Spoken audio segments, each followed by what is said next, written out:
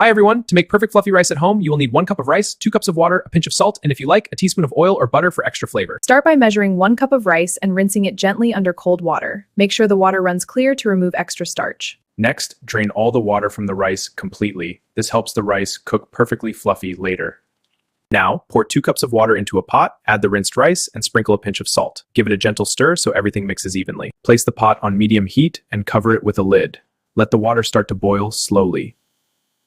Once it starts boiling, reduce the heat slightly and let it simmer. This gentle cooking keeps the rice soft and fluffy.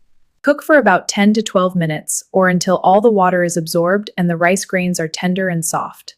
Turn off the heat and leave the rice covered for 5 minutes. This resting step helps the rice become fluffy and separate.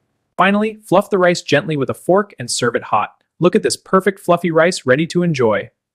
And there you have it, perfect rice every time. Try it yourself and don't forget to share your results with friends and family.